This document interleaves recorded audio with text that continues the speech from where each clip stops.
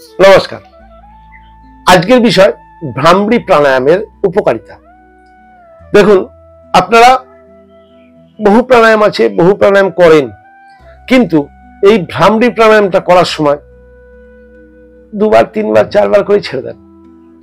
কিন্তু এই ভ্রামরী প্রাণায়ামটা এমন একটা অলৌকিক প্রাণায়াম, কিছুই না, মেরুদণ্ড সোজা করে বসে দুটো বুড়ো আঙুল দিয়ে কানের, আমি দেখিয়েছি, ভিডিও দেখিয়েছি, তবু আমি একটা ছোট্ট বলে দিচ্ছি, কানটাকে এভাবে ধরে এই 3 আঙুল চোখের উপর হালকা রেখে কপালের উপর হাত দিয়ে বুক ভরে শ্বাস নিয়ে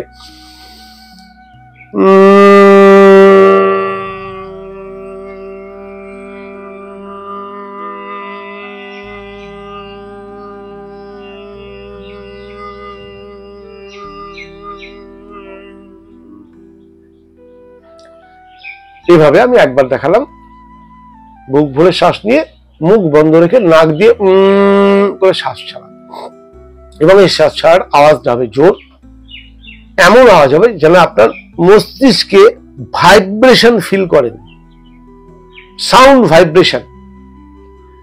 দেখুন, আমাদের শরীরে আপনারা প্রত্যেকে জানেন যে গতিতে শক্তি। আমরা শরীরের যে কোনো অর্গানকে সুস্থ করার জন্য প্রাকৃতিক নিয়মে বা যোগের নিয়ম অনুযায়ী তাই সেই অর্গানকে যদি আমরা গতি দিই, তাহলে সেই অর্গান আস্তে আস্তে সুস্থ হতে শুরু করে। কিন্তু আমাদের এই শরীরকে চালানোর যে মূল কেন্দ্রবিন্দু মস্তিষ্ক, ভগবান এত ইন্টেলিজেন্ট যে এই মস্তিষ্ক কিন্তু হাড় দিয়ে আটকে দিয়েছে, ভেতরে যাতে কোনো রকমের হাত না দেওয়া যায় বা কোনো প্রেশার না পায়, এত সেন্সিটিভ জায়গা। তো এই সেন্সিটিভ জায়গাতেও আমাদের ব্রেনের যে নিউরন গুলো আছে, সেই নিউরন গুলো তো ডিজেনারেশন হচ্ছে, শরীরে যেমন হচ্ছে ব্রেনেও হচ্ছে।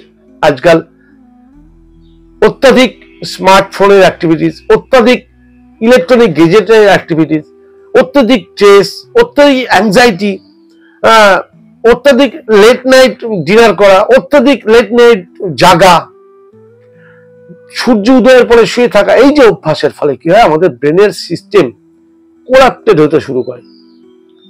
ফলে কি হয়, আমাদের ওই যে ডিপ্রেশন, স্ট্রেস, অ্যাংজাইটি, এগুলো ক্রমশ বাড়তে থাকে,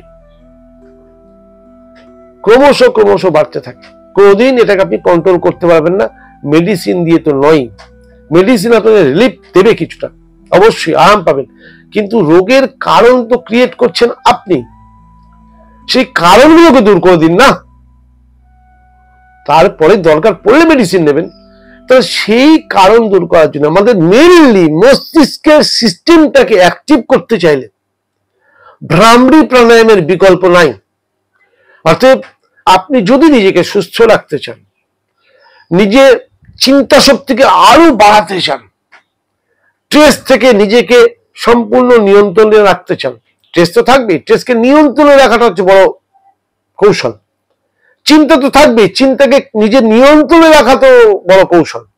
সেই কৌশল অবলম্বন যদি করতে চান, আপনি অন্ততপক্ষে পরীক্ষা করে দেখুন, প্রতিদিন দিনে 2 বার করে 21 বার করে ভ্রামরী প্রাণায়াম করুন, 7 দিন। 7 দিন পর আপনি নিজে রিয়েলাইজ করবেন, আপনার চোখের জ্যোতি বাড়বে, আপনার কানের শ্রবণ শক্তি বাড়বে, আপনার মুখাবয়বের ঔজ্জ্বল্য বাড়বে।